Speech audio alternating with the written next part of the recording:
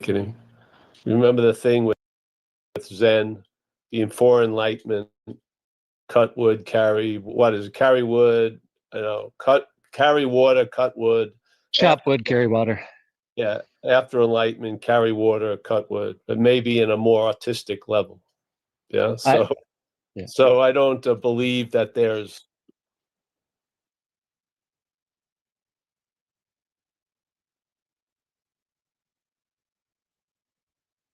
before, and then it seemed to have something to do with what has happened after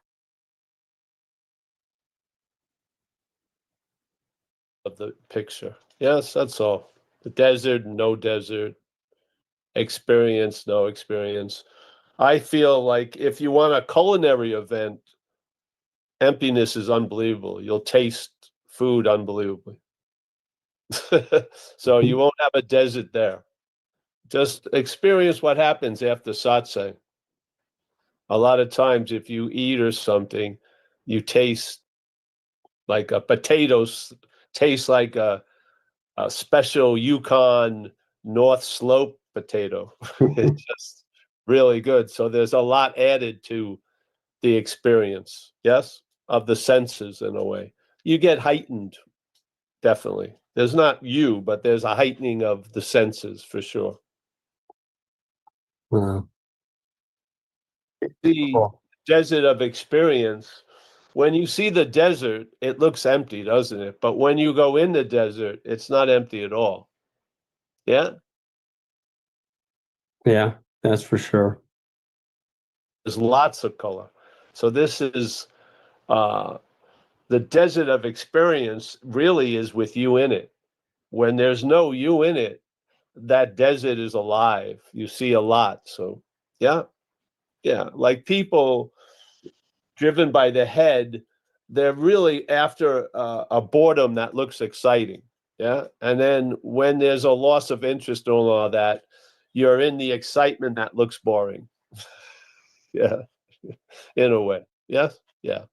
So you're the one who paints the palette of whatever experience you are, be it a desert or an abundant flora, whatever. Yeah, yeah. But remember, everything just comes and goes. Yeah. Thank God. Yes, you can see that from nothing. You can see that everything comes and goes. Yeah. So I don't know. It's a nice statement, the desert of experience. Yeah. Yeah, I guess getting to the point where nothing in the world does it anymore. That's maybe that's the thing where you're forced to look for something deeper in a way that you otherwise wouldn't, for some folks anyway. I don't know. Yeah, I guess so. But again, that would be in the story of it. Yeah. Oh yeah. Yeah, so it would be part of a story, which it can be a part of a story, but being part of a story, it invalidates itself. Yes, but right. Wow. Yeah, because everyone wants to believe that you did something to arrive at where you are, where you never arrived at where you are. You haven't left it. The fact of what we are has never been left. So you don't have the joy of arriving. Yeah. Yeah. You know, story. That's empty for sure. It's like the lady, the story, the Indian story about the lady. It's a real works of Ramana Maharshi, or the collected talks. So there was a book out. I don't know the exact name of it now, but it was they recorded his talks from 1935 to 39. Yeah, had lots of contact with people, mostly from India and stuff, and they put it all out there. It's called, I think, the Talks of Ramana Maharshi, and he uses a lot of these parables, and he uses this one about the lady and there's a lot of different meaning in it if you follow it. So there's a lady who has this beautiful necklace, and it enriches her life. She likes art and beauty, and she loves wearing it. And she finds she loses it, quote unquote, loses it, and she gets bummed out at the effect of losing it. It's sort of in the story. It would look like having the necklace made her happy and joyous, and then losing it bummed her out. Yes, this is how the story, there's a duality of loss and gain, this and that. So she loses it and she's bummed out, and she wants to find it because she believes it's the source of happiness and joy, and it's valuable and stuff. And she's looking around, and actually the more she looks, the least she's finding. Yeah. So she's complaining to her friends, and her friends get together and say, we're going to volunteer and we're going to help you find the necklace. Yep. So they go, they looking, and the more is not the merrier. There's more loss of the necklace while they're trying to find the necklace. So she's getting more bummed out because it seems to be getting like it's becoming a fact that she will never have the necklace again. She's lost it. And what is she going to do? So they hear about someone who says they know how to find the necklace in the north, and they go to satsang or meetings, and they're trying to learn how to find the necklace that's lost. And then some people go in a tangent. Maybe you lost it on purpose. You weren't good enough, and something was taken away. It just goes off and off. Yeah, maybe if you mea culpa enough, you'll get. You can go off in a lot of tangents. Yeah, and then so they're having a meeting about what are we going to do next. In and go, wait a minute, what's this about? And then it's about finding a necklace. So the guy's going, yeah, why? And because Maria lost the necklace. And he looks around and says, well, she seems to have a necklace on her neck. And then suddenly, what? Why don't you feel your neck? And then Maria feels the neck, and there's the necklace. Wow. And so now the misunderstanding continues. She now believes she's found the necklace miraculously. But in fact, she had never lost the necklace. Yeah. She just assumed something that wasn't so, and she was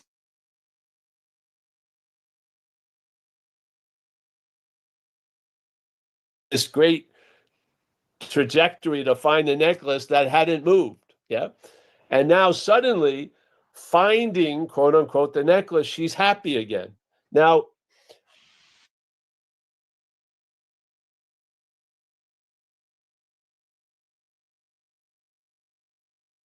or having the necklace, because she's never lost the necklace. So basically, what was she doing? She was in the act of dreaming. So while she was dreaming, she had the necklace, everything was cool and this and that. And then there was a dreaming she lost the necklace and everything was uncool. But in fact, she never lost or found the necklace. So they call this, they capture it pretty well in the Course in Miracles. This is a causeless effect, yes?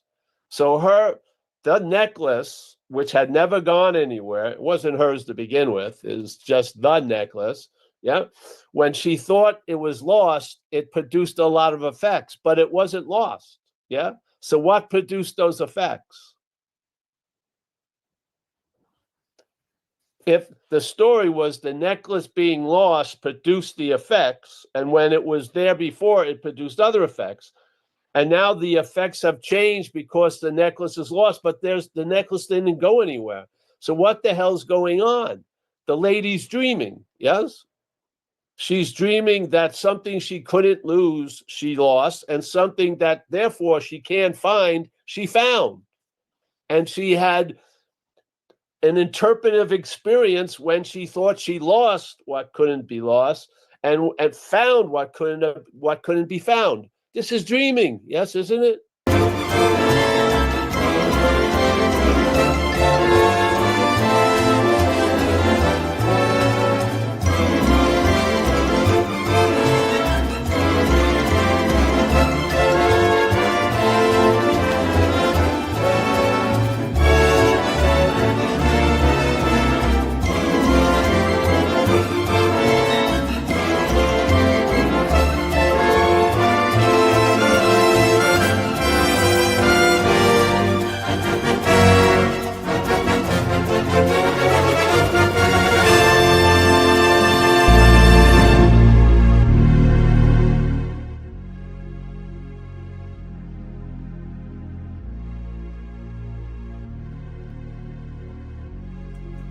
Yo, what's going on, everybody?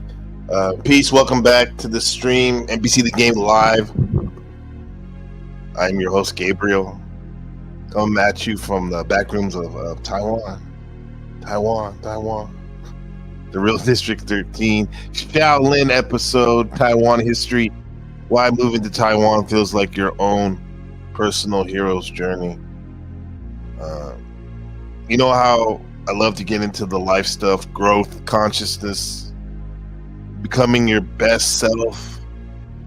However, today I'm about to tie that together with something a little different: travel and history, and your personal evolution. Yeah, man. What's going on, Oracle? How's it going, sis? Good to have you, family. Always a pleasure. Markella in the house. What's going on? Appreciate you, the support, big time. Wiccan as well. Good to have you. How you doing, my friends? The Oracle had a dream. She said, "I had a dream. I had a dream that's super freaky, creepy to hear. I had a dream last night. My gem aquarium fell out of my ring. Woke up and it's on my finger, but I did look up the meaning. Now it's come full circle. You got the confirmation. You're plugged into the synchronicity of your purpose. Definitely. If you're having a dream, then we're talking about it in the waking. There's definitely some good resources happening right there. What's up, Shadow Buddha? My brother, good to have you, man. Yeah, good to have you, brother. NPC Fitness in the house. Buddha, and the Blaxican. Yes, I am the Black Latino Anglo-Saxon. And if I rule the world today, anyway, I do, and we're gonna talk about Taiwan. So let's start with Taiwan itself, and its culture. The cultural journey of Taiwan definitely it relates to could be seen as one's personal development. I can relate it, overlay it, because you look at some of these. You can look at a country when it was quote unquote started. You can check out their personality of that country. I mean, you can use the birth chart, or you can just look over their history. So, some waking wizard dreams, bro. You have some waking wizard dreams. Shout out to Justin in the Netherlands. Yeah. So let's break down Taiwan's cultural journey, how it connects with the consciousness journey, and I truly believe and have seen, and I know for me, and probably for some of you too, how moving out of your comfort zone, especially to another country or a place like Taiwan, it can actually activate your hero's journey, like the great Joseph Campbell would talk about. So if you're feeling stuck, or if you're feeling like your life's spent on autopilot, consider this and stay with me, walk with me. I'm about to help you shake that up a bit. And I see how Taiwan's evolution mirrors mine, in particular, personal evolution. Ben, I mean, you're part of that too. So let's start with Taiwan itself. This island, and there's Ben right there in the projects of Tainan right there. Yeah, that's where he used to go. Auntie lived up there. Yeah, kind of reminiscent, paying homage to Nas's album "It Is Written." The cover right here. He is the Black Latino and Anglo-Saxon Asiatic black man right there. There he is right there. Asia was considered the whole continent of the world. So Taiwan, it's been a wild ride with Taiwan. And I'm not talking about just the food and the night markets and the bubble tea. So think about this. It was colonized by the Dutch in the 1600s. and then the Qing dynasty took it over. And then Japan came through and ruled for 50 years. And after that, the Chinese nationalists fled to Taiwan after losing the civil war to the communists in China. And then Taiwan went through decades of martial law, no freedom of speech, and heavy control because the nationalists that lost didn't want any communists to take over Taiwan. They called that the White Terror, and it lasted for 36 years. Well, then in the 80s and the 90s, bam, democracy, free press, independent identity, booming economy, the semiconductor industry, and also too an amazing art scene and a reputation for standing strong amongst the big superpowers. You see the pattern? It's pressure plus transformation equals a beautiful island and people. It's literally like a person who's been through trauma, learns how to heal, develops new skills, builds confidence, and becomes a whole new version of themselves. That's what I see Taiwan. This is what I see in my life. How to match it up. Yeah. So donations are always welcomed. We don't shy away from that.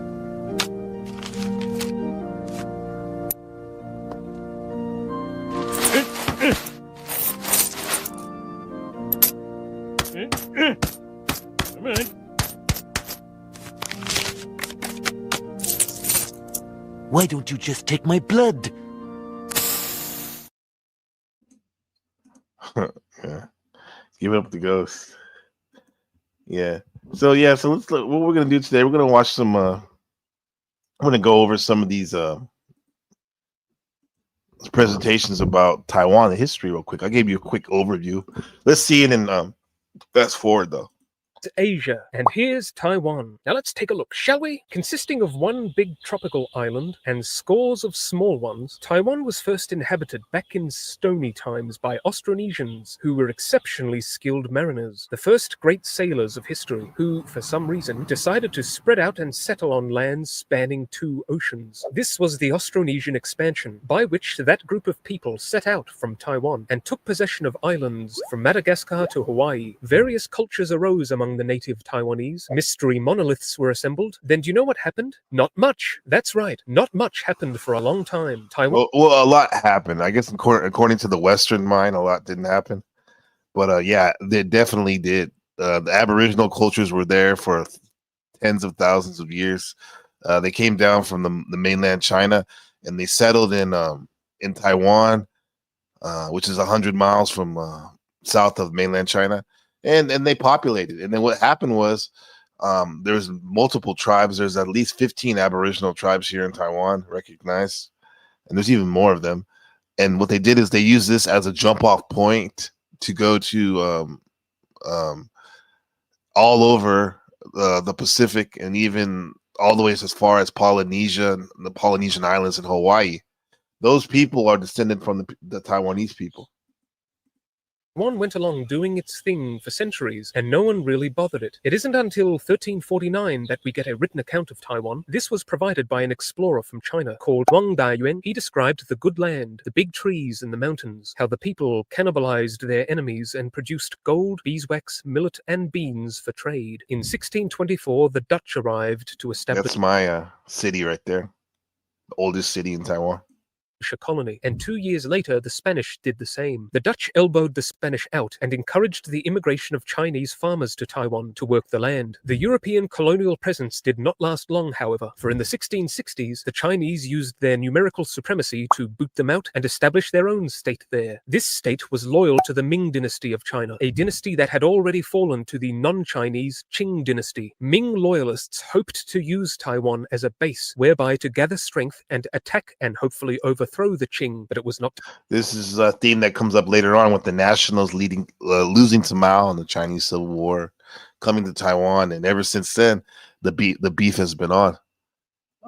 Yeah. to be. Qing troops invaded and defeated the Ming forces, and the Qing Yeah. By the way, when Koshinga, the Chinese pirate, he came to Taiwan and expelled the Dutch. He took a lot of their women as war brides and killed them, some of the men and stuff. And you see this in Taiwanese women, especially. Like, I mean, all women are beautiful all over the world, but they have a very unique look. Some of the Taiwanese women, because they have the Han Chinese blood mixed with the Aboriginal blood, mixed with like the European Dutch blood. So it's unique. If you have a keen eye for some of these genetic traits and stuff, you can see it. It makes for an interesting look at people, you know. And Shadow Buddha says, is there any connection with Easter Island? Those monoliths and those statues? I would assume so. Because they like to put those stone structures up. The Polynesian people too. And even in Taiwan, they have some stone structures like that. So that's a connection right there. And they were some of the first sailors here, and they traveled all the way to Hawaii, right? So they definitely probably left their influence there. Qing emperor was so happy that he wrote 2 poems celebrating the victory. But the emperor otherwise did not think much of Taiwan. Yeah, they took their snow bunnies, the Dutch snow bunnies, right? Praise God. And himself referred to it as a ball of mud. Ball of mud. Dude, Hollywood is that way. Although the government Yeah, he called discouraged Taiwan a immigrant ball of mummery, mud. but the emperor otherwise did not think much of Taiwan, and himself referred to it as a ball of mud. Ball of mud. Dude, Hollywood is that way. Although the government discouraged immigration way. to Taiwan, the ingress of Han settlers surged, and the Chinese quickly became the ethnic majority, and the territory run by the natives continued to shrink. After a Japanese invasion, China began to actively pursue a policy of colonization to bring the land under total Qing dynasty control. But before this could be achieved, China lost against Japan in a war, and thereafter the Japanese assumed control of Taiwan. There was resistance, but Japan crushed it. The indigenous Taiwanese were removed from their homes and placed in government-appointed farming districts. The Tayal and Bunan tribes fought the most fiercely against the Bunan, that's where we live, right here. colonists. But it was the Look how these people look. Take a look. districts. The Tayal and Bunan Yo, these are the Aboriginal people. We have Aboriginal, added original. They're original people. You know? Original people to the earth. What do you guys think? Pretty interesting, huh? Look at that. tribes fought the most fiercely against the colonists. But it was the Sedik who, in 1930, led Yep, the Musha incident, 1930. This is a movie where it's a famous movie in Taiwan. It's a beautiful movie for all you guys that love. I know we're talking about Kubrick, who like the visuals. That's a great movie where it talks about how this tribe was the last one of the last people that fought the Japanese, you know, for their freedom in central Taiwan, in the jungles of Nato County. led the last major rebellion. The Japanese stomped down the rebels with exceeding brutality, with aircraft employed to drop mustard gas on guerrilla fighters, the first instance of chemical warfare in Asia. Japan invested quite heavily into modernizing Taiwan, but in 1937, as Japan again went to war with China, Japan pushed the promotion of Japanese culture in Taiwan up, and neutral suppressed ground? Chinese customs and discouraged the use of the Chinese language. During World War II, Taiwan came under heavy Hey, shout out to you for that. You said there's a very very welcomed education on YouTube. I'm glad you see that. Yeah, I mean, we can still have fun and learn and whatnot, but come on, bruh. Insist. Two more, man. One more. 3 guns. I love it. I love it. Yeah, you see, and then the Oracle with the super sticker. Very generous, very generous. Thank you so much. Super dope, super dope. I don't know whether to shake your hand or kiss it or bow or what. I feel like breakdancing. All day long. Thank you. Thank you, both of you. Ahimsa Alexander. And for the great comment. Neutral Ground SNL. Yeah. They're all legends. Legends. Bombardment by the Americans after the Japanese surrender in 1945. Most Japanese were expelled. Now, over in China, a lot had been happening. The Qing dynasty was 1945. overthrown in 1912, and a republic had been declared. Shanghai Shek in the middle right there. The Generalissimo, who ends up becoming the first leader or the dictator of Taiwan. Scorpio, born on Halloween, October 31st. Warlords had carved up the country. He was a warlord, right? He was a warlord. He was overthrown in 1912, and a republic had been declared. Warlords. This is during the last emperor time, right? So these warlords are fighting over who's going to control Taiwan. I mean, over mainland China. Had carved up the country, and then there was all that craziness with Japan and Japan came. And Japan came and started to, they wanted funk. They wanted to take over China. This is where you get Empire of the Sun, the other movie we enjoy here with Christian Bale, about the Americans who, Americans and English and foreigners who are trapped in China during the Japanese-Chinese War. Civil war arose against the Republic by the Communists. These Communists, under the leadership of Mao, defeated the Republic of China, which evacuated its government to Taiwan and took charge there under Generalissimo. Yeah, he looks like a Scorpio. Kind of swagged out, huh? Yep, Shanghai Shek. Look at from 1975. So from 1949, Year of the Rat, to 1975, he ruled. He ruled Taiwan. That's a long time from being under martial law, aka an extreme dictatorship. Both the new communist government in China and the Republic government in Taiwan argued they were the true legitimate government of China, and both claimed the other as belonging to it in Taiwan. Still to this day, the KMT, which was the first party, Queen Mindong, Shanghai Shek's party, they still believe that they're actually the real rulers of China. This is why partly we have this funk between Taiwan and mainland China, CCP, Communist Chinese Party. Here's the thing, though: most people in Taiwan, they don't believe that. They could care less about having China.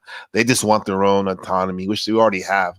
They don't want to be. They don't want to be bullied. That's what it is. They were the true legitimate government of China, and both claimed the other as belonging to it. In Taiwan, draconian measures were implemented to suffocate any pro-communist sentiment. Many thousands of people were imprisoned, tortured. White terror right here. You couldn't say anything about the government.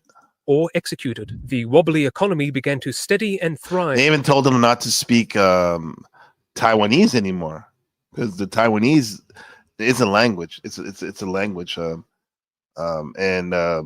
They didn't, when the Chinese came over, the mainland Chinese after they lost the war, they didn't want the people that had been here for hundreds of years to speak Taiwanese anymore, right? Yeah. And even before that, when the Japan was colonized Taiwan, they didn't want them to speak Taiwanese either. That's why there's a lot of people, old people, who still are kind of brainwashed, but I guess not in a bad way. They still love their Japanese culture because it was put on them hard. You know, I have to say this too. This is why Taiwanese is not the national language in Taiwan. It's Mandarin Chinese. It's when Shanghai Shek and his people and the soldiers came to Taiwan. They forced everyone to speak Mandarin, right? And then this is why the gang started in Taiwan too. Because when 1949, when those soldiers and their children came to Taiwan, they were like the outcasts, you know, when they went to high school and junior high, and they used to get picked on by the Taiwanese students that had been here forever, right? So they ended up linking up and forming these gangs, and now the gangs, yeah, they kind of run these temples and whatnot. When you see a temple or a temple celebration, you see all the gangsters come out because that's their social club. Like the Italian mafia has their social club. Taiwanese use the temples as their gangsters as their social club. We call them gatao. And what else? So you could say Taiwan was formed on gangsterism, was a big part of it. With Shanghai Shek, the gangster warlord that lost the war to the communist Mao, came over here and reinvented himself, right? And then the gangsters, out of necessity, the high school kids had to form their gangs. So it's gangsterism everywhere. Yeah. Shout out to RT. Thank you, bro. He said we definitely miss you if you were gone. Keep on doing what you're doing, dude. We appreciate it. Hey, man, I needed that, man. I mean, it's nice thing to say, brother. Nice thing to say. I don't want to be like this. Thank you all. Your love has broken the curse and freed my soul. I'll never have to kill again. Really? That's totally that dynamic right there. Thank you so much, RT. Good to see you, bro. I hope your family's doing well. You said, what year did you move to Taiwan? Did you speak the language? Well, I speak a little bit of Mandarin. I'm in the process of learning, even though I've been here since 2016. 2016, about 9 years. February 28th. What's going on? The Pixel T, Yolanda, good to have you. Good to have you part of the OTW Council. Yes. What do we have? Something right here. Oh, you said Neutral Ground said just came from Jackson. Stevens' demented flock was calling me a horse face with the way. That's crazy because I'm looking at this picture and I've seen your before on your YouTube avatar. Yeah, you're beautiful. So I don't know what he's talking about. Maybe year of the horse. I don't know what year you are astrologically in the lunar astrology, but hey, you hot. You're hot. No disrespect. No, that's not. Fuck that. I don't have to say that shit. No, you're beautiful. You don't know what he's talking about. He's a fucking incel, a fat cell. Who's one? I mean, since we're bringing it up right now, that guy, he's just constantly asking Jack questions and blowing smoke up his ass while he drops these like comments about Negroes and having servants. I imagine he did not have servants, dog. He is just blowing, he's capping, bro. Wolf tickets. And here's the thing too, and I think I've told Jack this before. I think a lot of us, and Jack's is an example of it. Sometimes we just want to be heard so bad that we'll allow people with these narcissistic tendencies and other negative traits to be around us because they let us get our shit off, right? When in fact all that person cares about is either trolling you or blowing smoke up your ass so they can get their shit off. When in fact they're not trying to build any real meta narrative, build anything valuable in society. Yeah.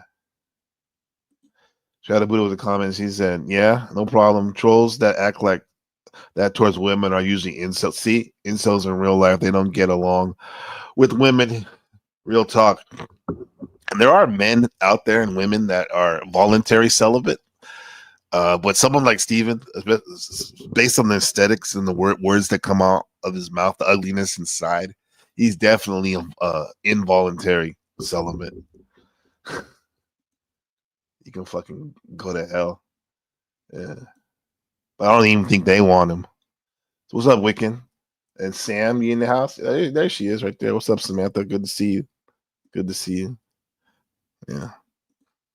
After the United States provided foreign aid. Here's the US president visiting Taiwan in 1960, and it looks like he's having a great time. Now, while it was still under a dictatorial regime, Taiwan invested heavily in agriculture and industrialization, and underwent an economic boom. This is when you saw the made in Taiwan everywhere. On the Barbie dolls, my cousin's Barbie dolls, and my G.I. Joe, the plastic on the foot, it says made in Taiwan. Yeah. Well, they also were doing computer technology.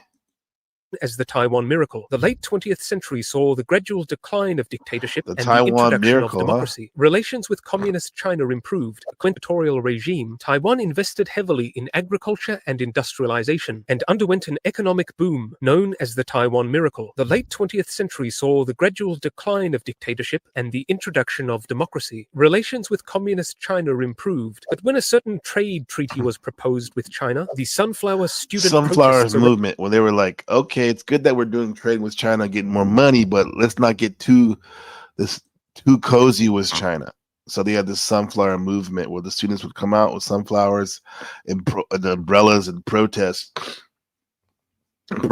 this getting too cozy with China. And I think China's trying to do a soft takeover. You guys hear in the news all the time back home in the wilderness of North America, yeah, they can invade Taiwan. Yeah, that could happen, but I don't think that's going to happen anytime soon. But what is happening is a slow, soft takeover by squeezing Taiwan, by China, the CCP government saying that do not be friends with Taiwan. Allies don't recognize Taiwan as a country, or we will not do business with you, or you'll be our ops. This is why when I first moved here in 2016, Taiwan had about 17 allies. Now they only have 11, right? And these are like very small countries, and even like quasi countries like the Vatican, rose to protest it, arguing that it was not in Taiwan's economic or political interests. They succeeded in halting its passing. Since the days of Mao, the status of Taiwan in relation to China has been characterized by tenseness. President Ma, who actually was Mao, the status of Taiwan in relation to President Ma, who was the president a couple years before I got to Taiwan. He's KMT, very close to China. Once reunification with China, and majority of people do not want that. They're part of the DPP, Democratic Progressive Party, who knows that we need to keep an eye on China and keep them at arm's length, right? Keep them away, which does cause a lot of tension. But it's like if they don't, they're gonna just keep bullying them. And the current president is President. Dude, what's this? God damn, what's this name? Well, the president when I got here was a female president, Tai Ing-wen, who did a good job. Which is weird when people say like women can't lead. And she literally was the fucking president at one of the most hotbed zones in the world, and we didn't have war while she was president. Kept a low profile. No, granted, I don't know about her personal life. It was kind of mystery. I thought it was kind of strange how she didn't have a family, but I guess you have to give up something if you're trying to do a role like that.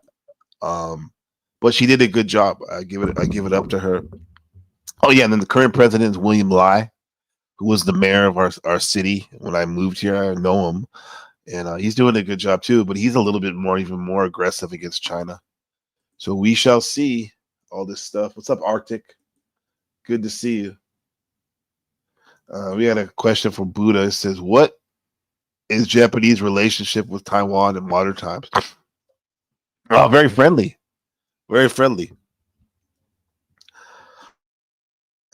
A lot of Japanese like to come here on vacation. First of all, our sushi is comparable to Japan, and it's like a lower price. The only difference is the price. It's cheaper over here because of our Japanese. The Japanese influence, the colonization of Japan. A lot of especially with the food, is super dope. The Japanese influence, and even better than that. When Japan was here, they helped with built the infrastructure with the reservoir system, road system, institutions like hospitals and universities and theaters, everything. Yeah, but anyway, now, yeah, it's good. They love Japan's like for many years. Japan is like the France of Asia, Southeast Asia. Meaning France of like how the West looks at France as like the avant-garde Ha ha ha, like top tier civilization. That's how the Taiwanese looked at Japan. Now I think it's even more so Korea now, especially with all the Korean dramas and whatnot. Yeah.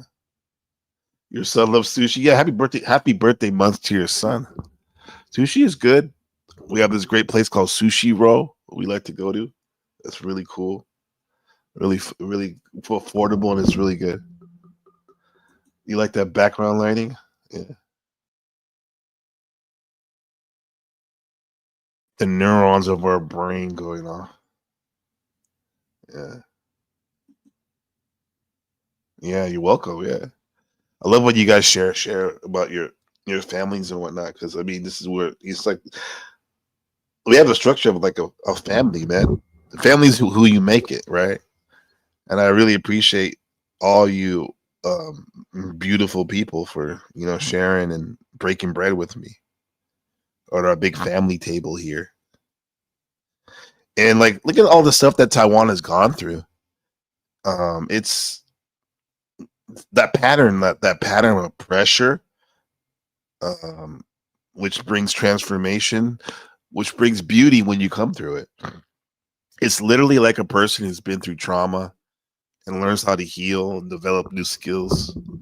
And then we build new confidence and become a whole new versions of themselves.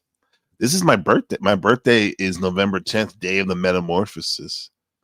I've been like a caterpillar for so many years, but this cocoon, I went into cocoon mode here in Taiwan, and then I'm basically about to burst out as a butterfly.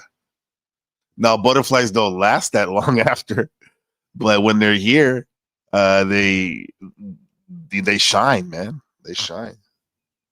Sometimes a butterfly is interesting too, that metaphor, because it may not seem like somebody's really changing or that butterfly's changing in that cocoon.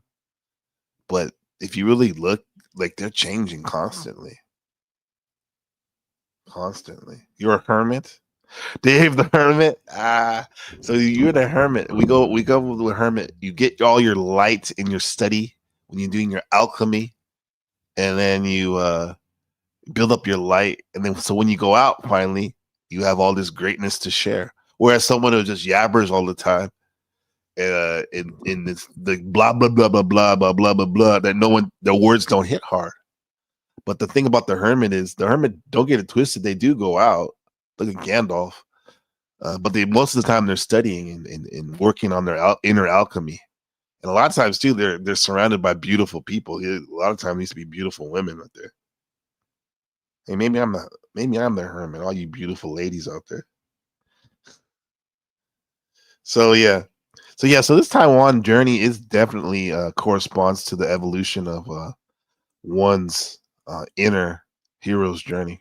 China has been characterized by tenseness. In 2022, China was enraged after the US ignored its wishes for it to stay out of Taiwan's affairs. Speaker of the House of Representatives Nancy Pelosi shrugged off the threat and visited Taiwan and promised that it had the United States' full support. China reacted by engaging in intimidating military exercises around Taiwan, something they repeated the following year after Speaker Kevin McCarthy visited. Questions, concerns, and political apprehensions aside, Taiwan today enjoys a very high level of human development and is one of the richest countries in the world, and is ranked as the most free nation in Asia. And it also most free nation, right? You like that? Most free people, one of the most richest in Asia. And some of these silly people, I don't know if they're joking or trying to, whatever they are, they're like, I give them a donation because I'm generous with my donations. Spread the wealth in the panelverse. And like they go, oh, Taiwan dollars. Well, how much is that? It's like worth nothing. Please, man. Everything you own has a bit of Taiwan in it. Those chips, man. Those chips. Everything from your remote control for your television all the way up to the motor, the chip in your motor in your BMW.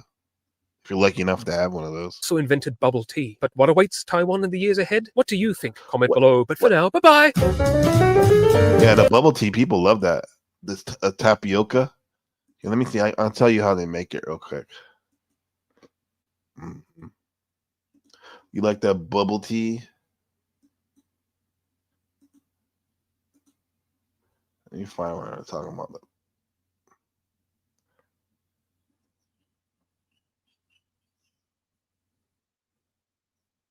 There we go. Indigenous For you ingredients foodies. and Japanese flavors. Here are iconic Taiwanese foods that you must try. A beloved snack in Taiwan is fried chicken cutlets coated in a crisp batter or Oh, flaky G-pie. breadcrumbs. We call this G-pie chicken. Street vendors They serve don't up sell it like that. They like, like a McDonald's fryer. It's super piping good. hot pieces paired with salty or spicy seasonings. The chicken is juicy and flavorful, a perfect night market treat. G-pies, Bubble tea bro. was There invented you in go. Taiwan in the 1980s and has spread globally. The signature drink contains chewy tapioca pearls, Tokyo pearls, the balls, or they call them bulba. QQ in Taiwan. or bubbles mixed with sweetened tea. Sweetened tea, like red tea or black tea, they call it. Or oolong tea. I like that one. Mountain tea. And so they put the tea in there along with some milk. You get the Popular flavors include classic milk milk tea, tea. as well as fruit infusions like mango or passion fruit. Bubble tea is refreshing and fun to drink through an extra large straw. These savory soup dumplings originate from Shanghai, but are also loved Bao. in Taiwan. Hot broth and meat fillings are wrapped in delicate dough. You eat them Dough is carefully with a dough, spoon Mo. so the flavorful soup doesn't Yes. spill out. Xiaolongbao make a warming, comforting Xiaolongbao. snack. The guabao sandwich truly encapsulates Taiwanese flavors. Oh yeah, leopard. Yeah, boba is from Taiwan. Yeah, I'm telling you, Taiwan is it's awesome, bro. And sis, it's pretty awesome, man. Braised pork belly, pickled vegetables, cilantro, Yeah, and love crushed you, sis, you peanuts got it. are stuffed into a steamed bun. The Pickled- balance of tender Ooh, meat, this for y'all crunchy texture, pork eaters, you would love this little little sandwich, little Taiwanese torta. Is so good right here. and tangy flavor The pickled vegetables and the sweet pork, and so good. makes guabao a sublime I don't eat street pork. food experience. What I do, if I did, I would eat that. Taiwan has been inhabited for thousands of years by indigenous peoples, but significant Chinese settlement did not begin until the 1600s. The Dutch and Spanish established trading outposts in the 17th century, but were later driven out by Ming loyalists, led by Zheng Chenggong. Yep. Well, we call them Koshinga, half Japanese, half Chinese. In 1683, Taiwan became part of the Chinese Qing You can just look at these pictures for days. The detail. Empire. Large numbers of Han Chinese immigrated to Taiwan at this time. Yeah, that's my city right there in Tainan.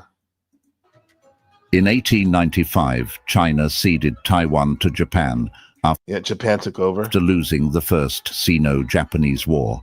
The Japanese occupied Taiwan for 50 years, This is why it was bombed. Taiwan was bombed by the U.S. during World War II.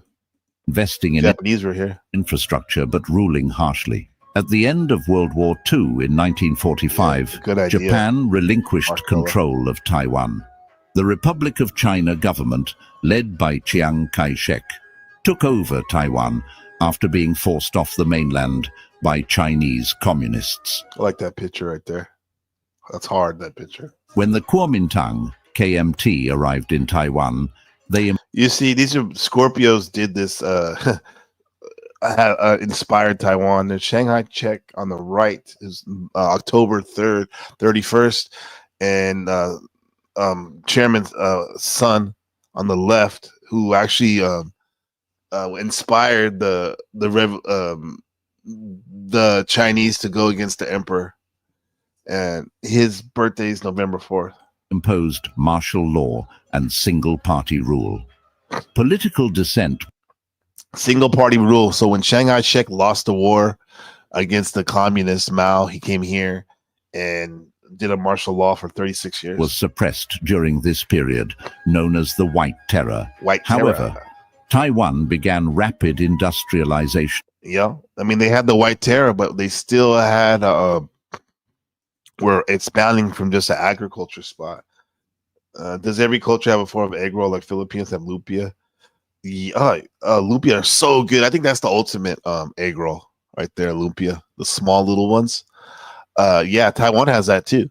They have them too, right? Not as small and as scrumptious though. There are some good ones too. More like in a circular wonton shape, like that soup dumpling but fried. This is great history. I know. I'm just listening to it all the time. I'm glad you see it, Sam. And economic development in the 1960s and 70s. You see, everything started to get built right here. This is the 80s, becoming right here. one of the 4 Asian tigers.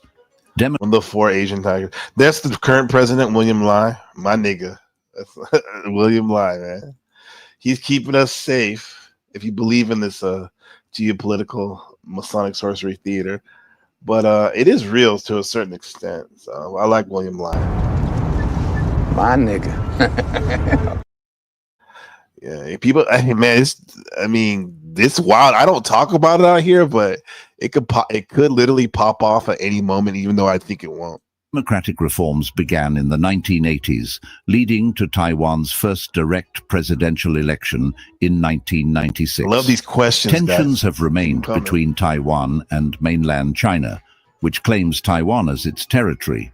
However, Taiwan has emerged as a prosperous democracy with a distinct identity. Momentous political transitions, such as the election of Chen Shui-bian in 2000, ended the he was AMT monopoly. He was the first time. It was in '87 was the first time they let well, he didn't do it. They let another party in.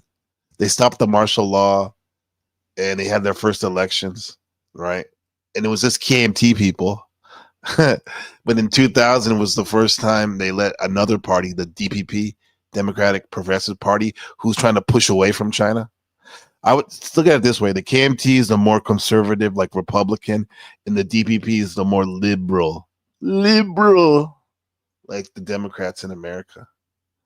What's his question? By Shadow Buddha in a building. Does Taiwan have a national animal? Yes, it's the brown bear. Yeah, the brown bear, which is smaller than the grizzly bear, but just as ferocious and I guess kind of cute. Yeah, there's not too many of those anymore because the Aboriginal people hunted most of them, along with the deer. And I didn't even get into the dog, the Formosan mountain dog, which is the national dog of Taiwan. Formosa is what the Portuguese called Taiwan. It means Formosa means beautiful island. So another name for Taiwan was Formosa, and the Formosa mountain dog is the Aboriginal dog, which I have 3 of them. No, I've had 4 of them total, but now I have 2, and 1 Japanese dog, a Shiba. But I have the Formosan mountain mix dog. Yeah, mix like your boy. What's up, Paddleverse? What's up, homie? Shout out to my folks up in the north of the wilderness of North America and Canada. Hit that button, yeah. Hit that button. Do all that shit. Hit the dono. You love the dono too.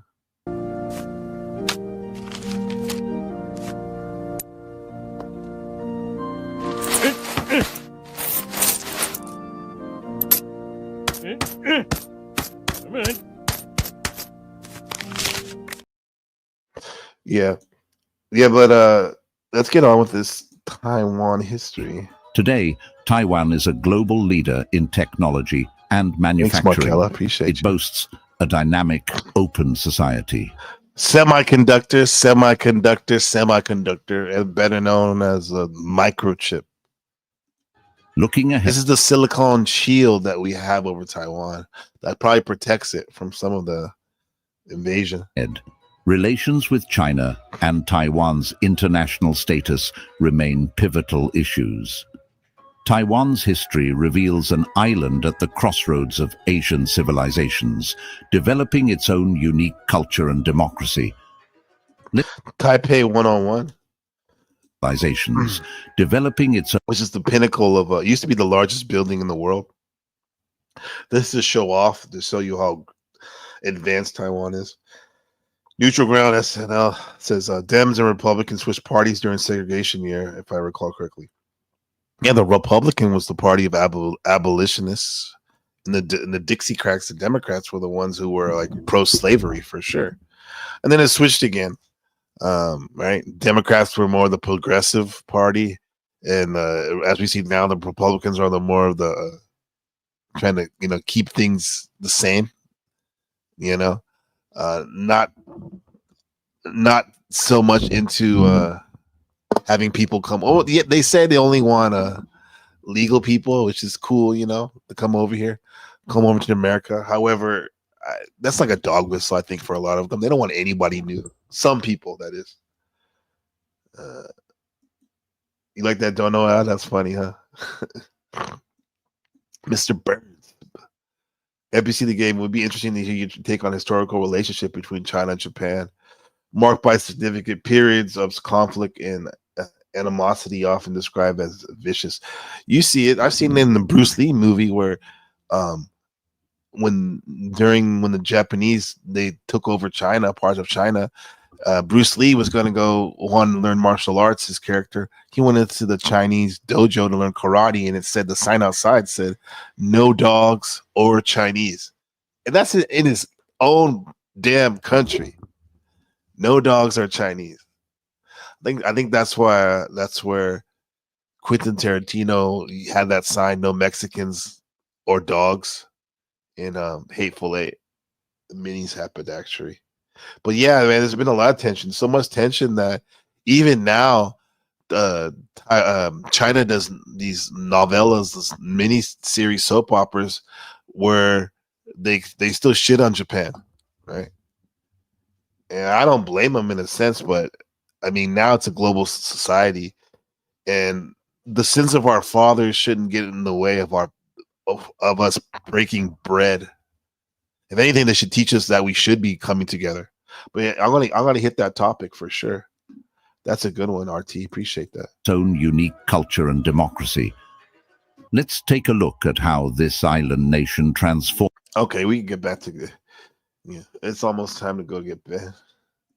Yeah, it is after. Yeah, so what I'm saying is, Taiwan is great, and I didn't know about Taiwan much other than that they used to win the Little League World Series so many times, and all my toys were made in Taiwan, but when I moved here, I met my wife. I learned a lot about Taiwan. I have to. I'm invested in it. I got skin in the game. My DNA have mixed to form a new creature, right? So, in a lot of ways, like, Taiwan is part of me now. And I have had a love-hate relationship with it, just like any relationship you would have, like with a girlfriend or something, right? There's times where I extremely love it, and there's times where I'm like, I'm ready to go home. But I'm happy I'm here. I'm evolving. Like, Taiwan, dude, is beautiful because you can see how it went from survival mode to creative mode. Yeah. And I'll keep it real. When you first move to a new country, it is weird. You do feel lost sometimes, and even ordering food is like a puzzle. And you don't know the slang, even if you do know the language. Even crossing the street is different. But that's exactly the good part of it, because your brain needs struggle in order to grow. Yolanda said this before. It's called neuroplasticity, right? Shout out to Ben for sure, bro. Shout out to Ben. This is my mogger wearing the Supreme. Look at that. Shout out to Ben. Yeah. Neuroplasticity, it literally builds new pathways when you go through new challenges. It's like you starting to learn how to ride a skateboard. Well, I remember I taught Ben how to do that around that age. Or start lifting weights. Shout out to Buddha. At first, it's awkward. However, one day after the other, it starts to flow. It just starts flowing. And then that's how consciousness works too.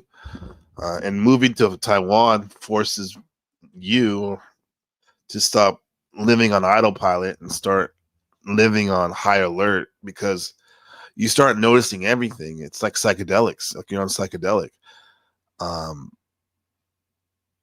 Why did they say it that way? That's the question I would ask. And like, why is the street organized like that? And why is the food mixed with that and those ingredients? And soon you stop judging and you start understanding. I mean, a real life experience of mine was going to the night market, and I accidentally ordered pig blood cake thinking it was a dessert, when in fact it's like coagulated blood. I didn't freak out. I tried it, and it wasn't my favorite, but you know what? It was not bad, and I walked away with a story in it, and I think I walked away with some growth.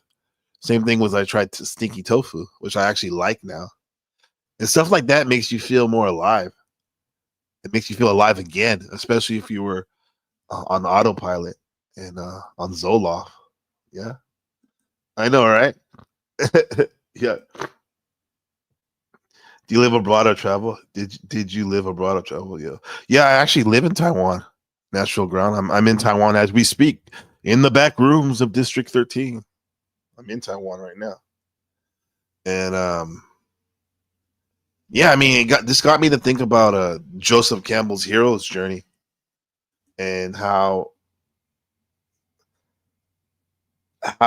like Campbell, he studied stories all over the world, from the ancient myths to even Star Wars, and he realized that it all follows the same pattern. Like one, there's the ordinary world where you're chilling at home and everything's the same and it feels safe, but it's also boring. And then there's the call to adventure, where you feel this itch, you got to leave, and you're like, what if I went somewhere else new, And then there's 3, the refusal to the call, the fear kicks in, and you're like, what if I fail, right? And then there's the crossing the threshold. You go finally, you buy that plane ticket. Like, I saved money up using the goose method, and then I got over here with my dogs and everything. And then there's the 5th stage or chamber, where the trials and the challenges, where there's language struggles, getting lost and feeling awkward. People are staring at me or whatever. It's just, well, that's just because they're curious, and because you bring your own baggage from the States a lot of times. And then there's the transformation, the 6th chamber, where you start adapting, you start making friends, you start shining. I started a business, Then there's 7, and this is the one where I did in 2018. I returned home to visit. You go home, or you build a new home, and you're different. You're stronger, and you're grown. You're growing up. Yeah, I teach English now, English literature now at the academy. Yeah, and also on YouTube now. I make that make that YouTube money too, among a couple other things too. So she live abroad, blessed to experience other cultures around the world. The farthest I've been. Oh, you've been to China too? Cool. You've been to Germany? I had a chance to go to Germany, but I fear gets the better of me. Yeah, I mean, the only thing I was fearful of is the damn plane, right? And now I'm like, fuck it. Even though there's all these plane crashes and stuff, I love to travel, man. It's 9th house Sagittarius. We gotta travel far off places, and if you can't travel there physically, we're gonna do it with your mind. That's what we're doing here, right, Gracie Gray? Good to see you. Yeah. Yeah, Yolanda, we got to figure out this and talk about that, your China trip or some of your other trip. So that's the game of moving to a new country, is literally stepping into your own epic movie. Because you ever noticed how people who travel always seem a little calmer, a little bit more open-minded, even a little bit more creative? Well, that's because they answered the call, right? And here's the part where I'll keep it real, like why people should take their own adventure. I think comfort is the enemy of growth. Comfort, Taurus, growth, Scorpio, the polarizations. Because if you stay in the same place your whole life, you only see the world through one set of eyes. And when you move somewhere new, you get to borrow other people's eyes. You learn things you didn't even know you didn't know. And you don't have to go far. It could be Taiwan. It could be South America. It could be across your city. The point is to shake up the system.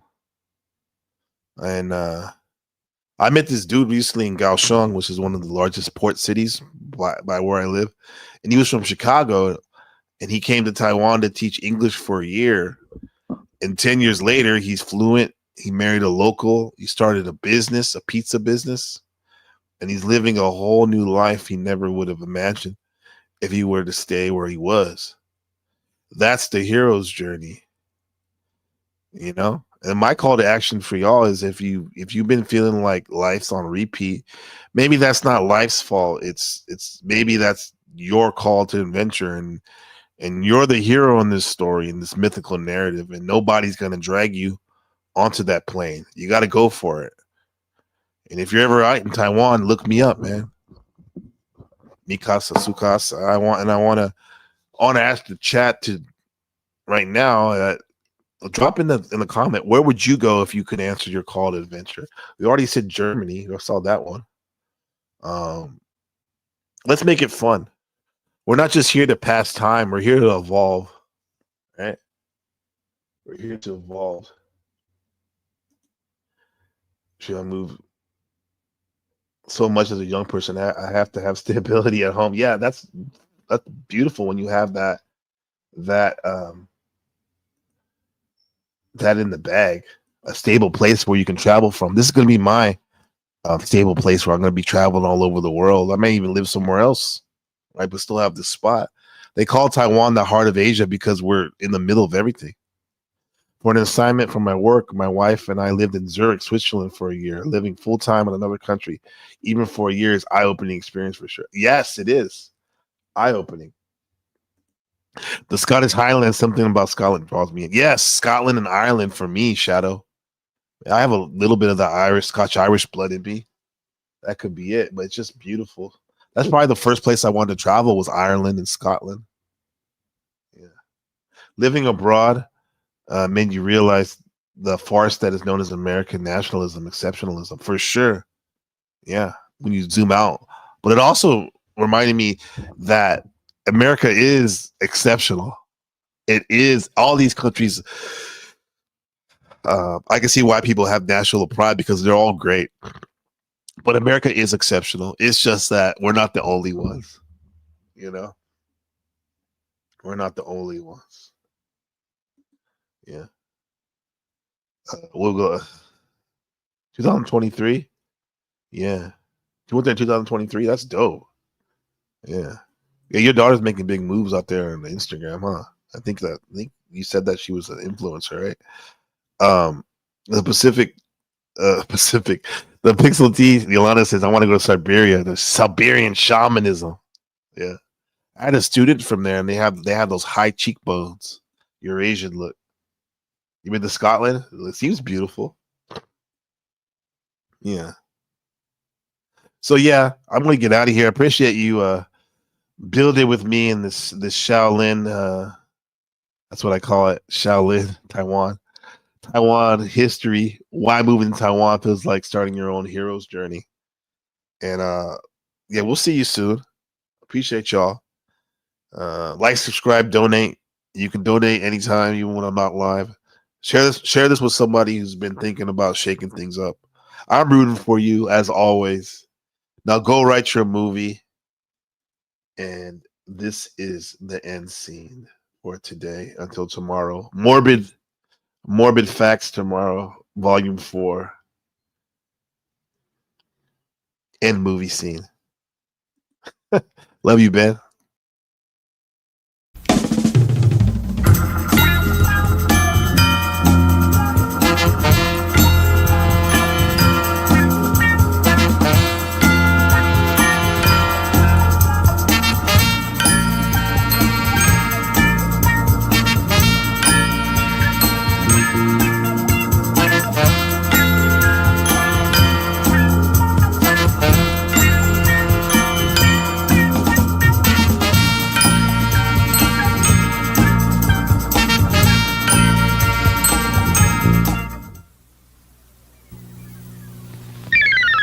Bye.